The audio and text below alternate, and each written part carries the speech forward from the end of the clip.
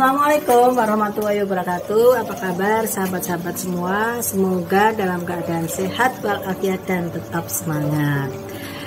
Sore hari ini, siang menjelang sore ya. Ini kami ada masih di Bali ya, di Denpasar.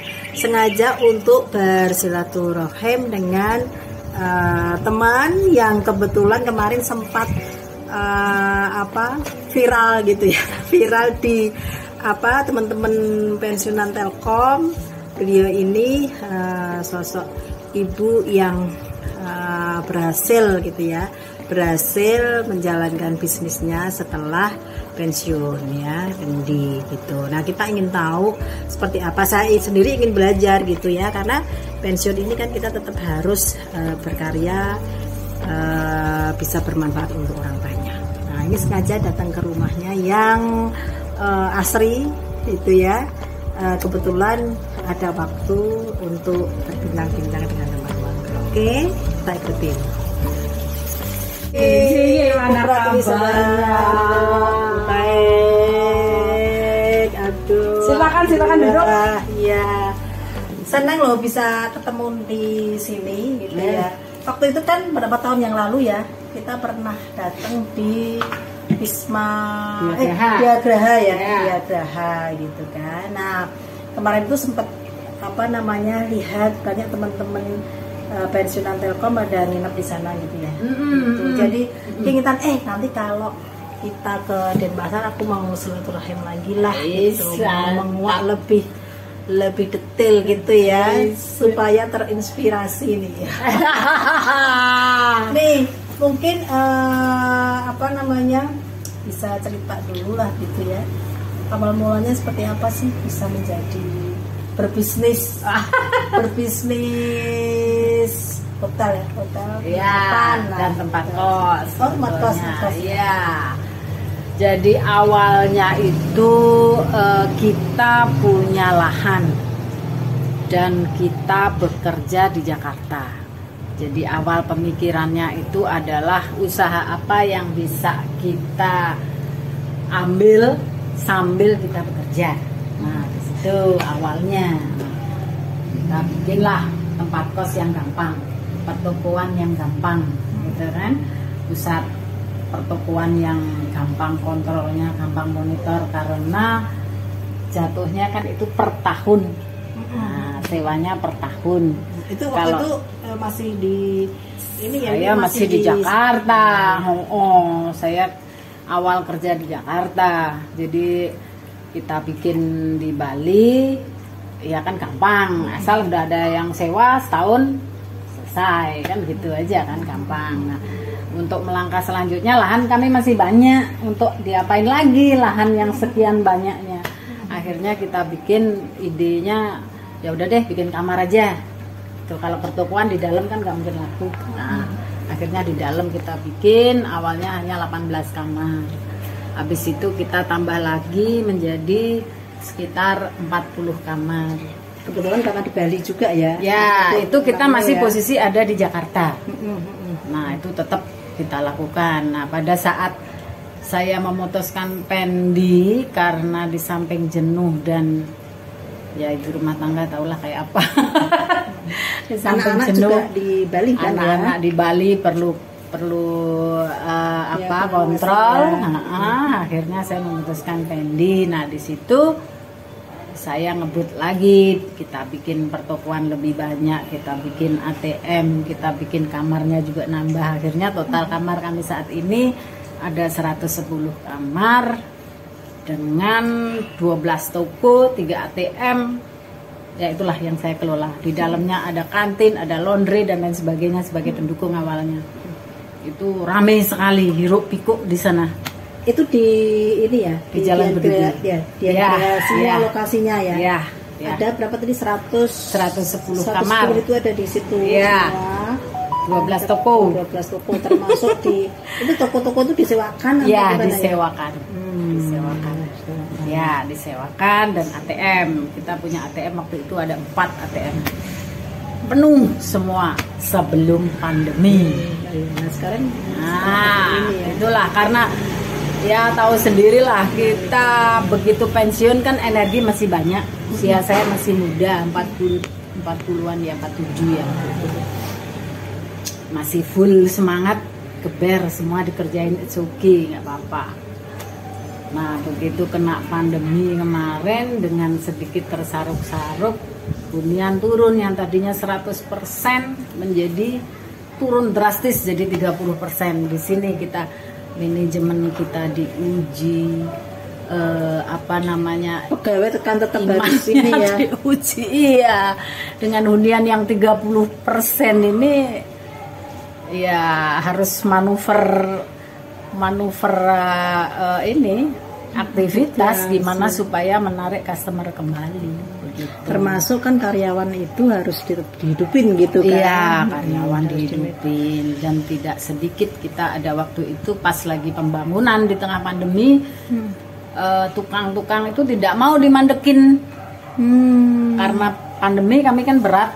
Nah mereka tidak mau diberhentikan karena ya anak istri saya makan apa, nah keluhan-keluhan itu karena nggak tega ya oke lah kita jalan terus walaupun tersaruk-saruk, akhirnya ya sampai seperti saat ini gitu. Jadi ya pegawai kami kayak keluarga, tukang-tukang yang tadinya tukang-tukang itu udah sama persis kayak keluarga juga, jadi saling mengerti. Kalau saya butuh mereka bantu, kalau mereka butuh kami bantu, jadi ya seperti Telkom lah, apa kekeluargaannya kita jaga gitu aja. Sekarang ada berapa ini pegawai? Kalau pegawai kami yang fix masih 3, tadinya sampai 7 karena pendapatan jauh kita keluarin tinggal 3. Nah, plus tukang yang saat ini jalan ada 3, jadi total 6 yang harus kami hidupi untuk keseharian itu. Tapi ya cuman segitu. Ya intinya adalah di usaha itu kita harus kuat mental aja sih. Ininya beda lah ya. Iya, mindsetnya beda. Yang awalnya kita hanya berpikir wah tanggal 1 gajian. Nah kita nggak berpikir proses kan, bagaimana mencari uang. Kita perbaikan komputer tidak berpikir uang, tinggal ngajuin RAP. Pemeliharaan gedung, kursi rusak dan lain sebagainya tinggal bikin RAB gitu kan. Kalau sekarang kita harus mikir dari A sampai Z. Kalau kita benerin ini butuh uang biaya berapa, duitnya berapa, kita sewakan habis berapa. Kalau sekiranya tidak masuk ya wis. Tapi kalau masuk kita jalani. Nah ini selain apa Wiwi sendiri yang menjalankan gitu, apa ada dari support dari keluarga gitu ya? Oh ya. iya. Karena kan anak-anak kayaknya berkarirnya mereka sendiri ya, maksudnya profesional, ada yang dokter gitu kan, pekerja kantoran gitu. Iya, kalau aku menjalaninya sih apa ya? Setiap orang kita punya tanggung jawab masing-masing. Kalau mengenai pengurus ini, itu tanggung jawab manajemen di saya. Anak-anak supporting, jadi mereka tidak ikut campur di dalam pengelolaan itu. Demikian juga suami hanya supporting. Bagian apa yang diambil, kalau dia ambil bagian teknisnya, misalnya maintenance gedung, listrik, air dan lain sebagainya, ngambil di sana. Untuk manajemen yang lain harus dipegang satu orang, karena ini adalah keluarga. Kalau semua mau ikut campur di dalamnya, kacau. Dan hubungan kekeluargaan tidak akan bagus. Jadi semua harus legowo, punya bidangnya masing-masing. Nah, pas kebetulan manajemen ini saya yang pegang. Suami saya, walaupun dia sebagai owner, tapi dia tidak memegang manajemen. Dia hanya pegang supporting aja. Tuh, jadi nggak tabrakan kebijakan itu. Dan kebijakan pertama nggak tabrakan. Kedua, hubungan kekeluargaan tetap bagus. Jadi tidak ada crash di dalamnya. Jadi harus berjiwa besar menerima seperti itu. Terutama yang owner ya. Owner itu kan suami. Nah, itu harus berbesar hati untuk untuk menyerahkan di situ. Nah, kalau kita lihat kan backgroundnya gitu ya, backgroundnya kan teknik, kemudian juga berkarya di perusahaan gitu. Ya. Kan. Kalau nggak tahu nih, apakah memang dari kecil itu ada apa namanya ini bisnis jiwa bisnis gitu ya, atau memang ya dituntut dari keadaan itu tadi kan, misalnya oh ini ada ini harus dikelola, gimana ini saya udah pensiun dini seperti itu ya. Kalau jiwa usaha itu saya yakin dibentuk dari awal. Sebelum saya mengelola ini pun saya juga sudah ya kita berangkat dari awal kan, saya dari orang yang nggak mampu, keluarga dari orang yang ya sederhana lah, untuk biaya kuliah sambil jualan, untuk biaya kuliah cari uang ya istilahnya begitu. Nah dari situ kan mulai terbentuk kita memanage waktu kuliah sambil kerja supaya lulus dan punya uang kan begitu. Nah, sampai kita menjadi ibu rumah tangga, rumah di Bekasi, manajemen waktu kan harus kita kelola sendiri kan, cari uang, ngurus anak, kalau perlu dapat uang sampingan kan begitu. Dan itu saya masih bisa punya waktu untuk itu. Nah berarti saya manajemen, berarti manajemen waktunya bagus ya? Dan jiwanya nggak bisa diam. Sampai saat ini tetap seperti itu. Tapi itu harus, kalau memang pingin Bapak Ibu kalau misalnya pingin usaha gitu nggak bisa ujuk-ujuk ya, usaha gitu nggak bisa, harus kita uji coba dulu, harus diuji coba dulu ya. Yang simpelnya lah, bisa nggak kita nawarin jualan yang sederhana aja gitu aja sih, yang sekiranya kita tidak merugikan lah ya, tidak berdampak bagi kita coba. Nah kalau kita bisa mengelola itu menjadi lebih bagus dan lebih bagus, it's okay. Tapi kalau mandek di tengah jalan, terus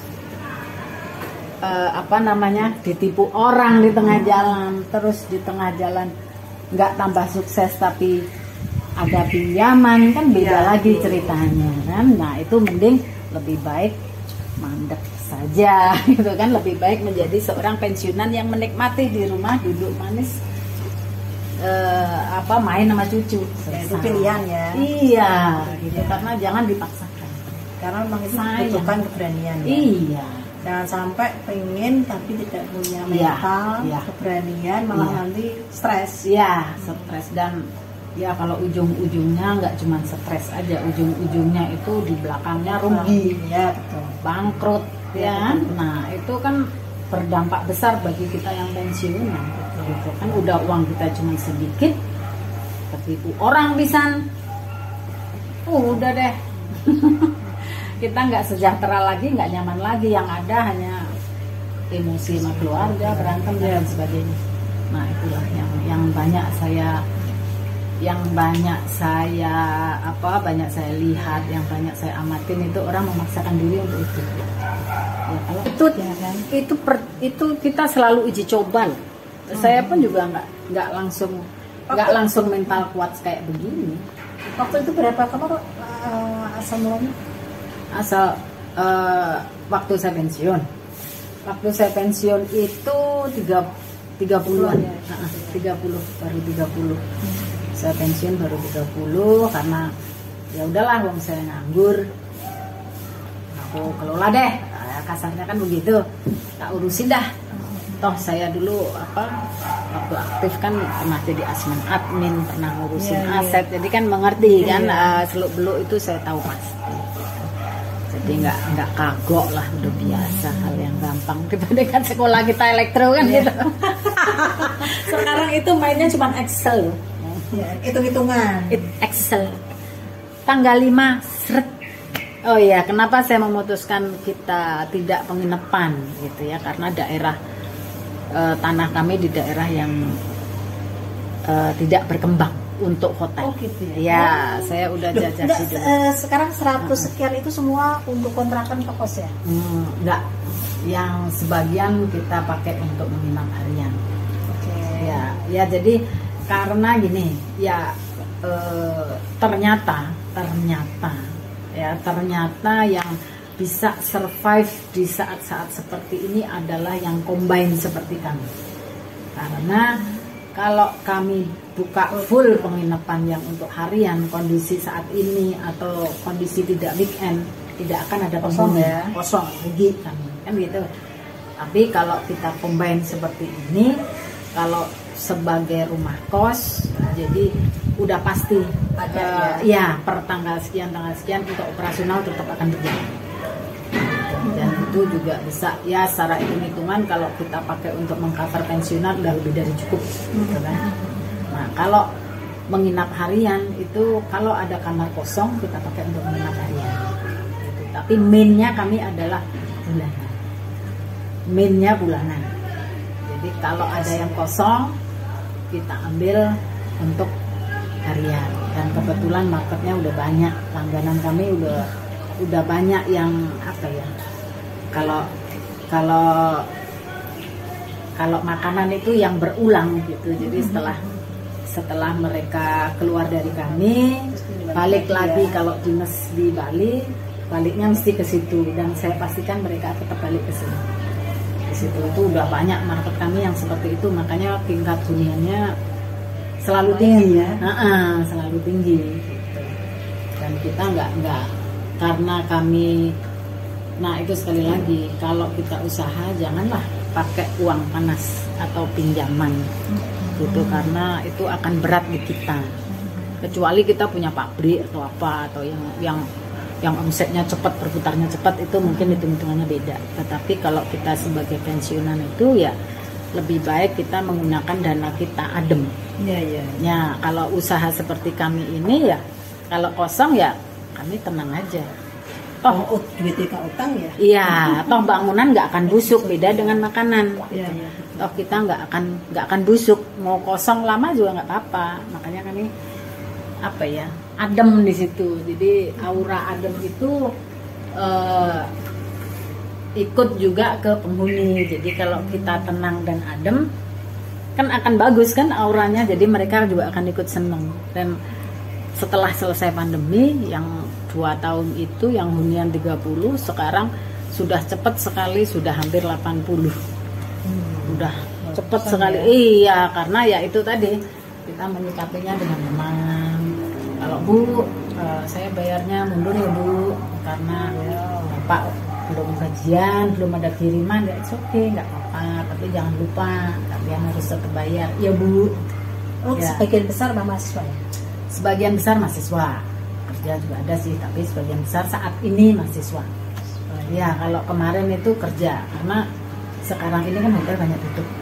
Nah itu karyawan hotel yang tadinya dipenuhi banyak karyawan hotel kan udah nggak kerja.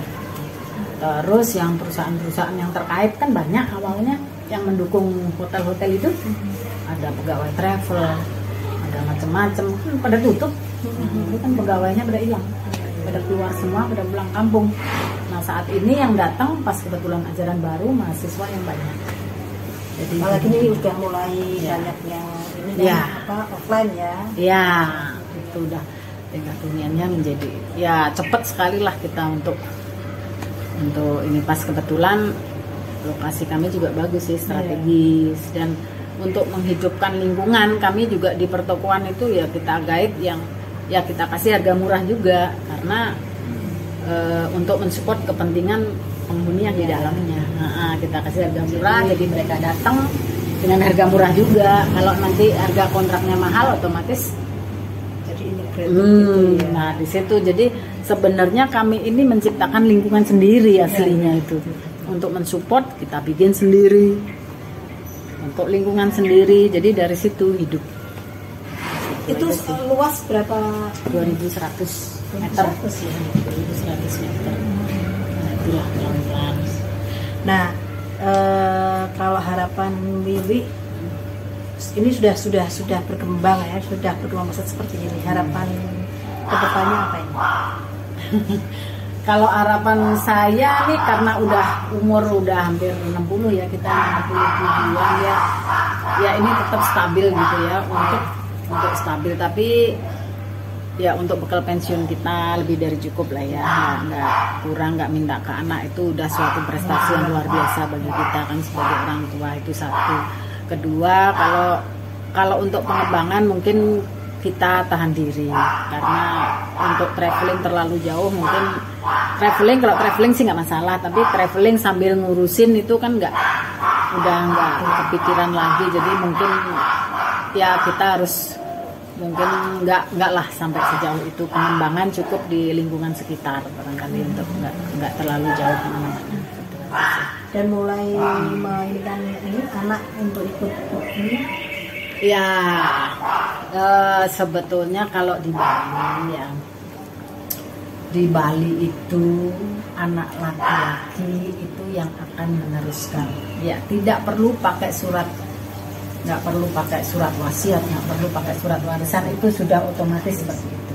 Jadi anak laki-laki saya pun sudah sebetulnya disuruh ngurus juga udah siap. Cuman saat ini karena kesibukan yang tinggi ya, dan ibunya masih bisa ya jalan aja. Tapi secara adat itu sudah terbentuk anak seperti itu. Malahan kalau di sini kalau anak perempuan ikut malahan kita bingung.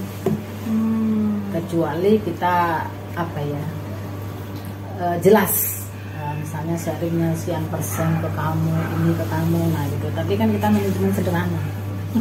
Nggak sampai masuk sejauh itu. Manajemen kami kan sederhana ya, kayak kita ini aja lah, terima ini bayar, catat di pembukuan, dan ini catat gitu-gitu aja kan. Nanti tiap bulan direkap, ini sekian, dapatan sekian. Itu pun juga kadang saya nggak sempat ngecek pembukuannya, cuman diingat aja gitu.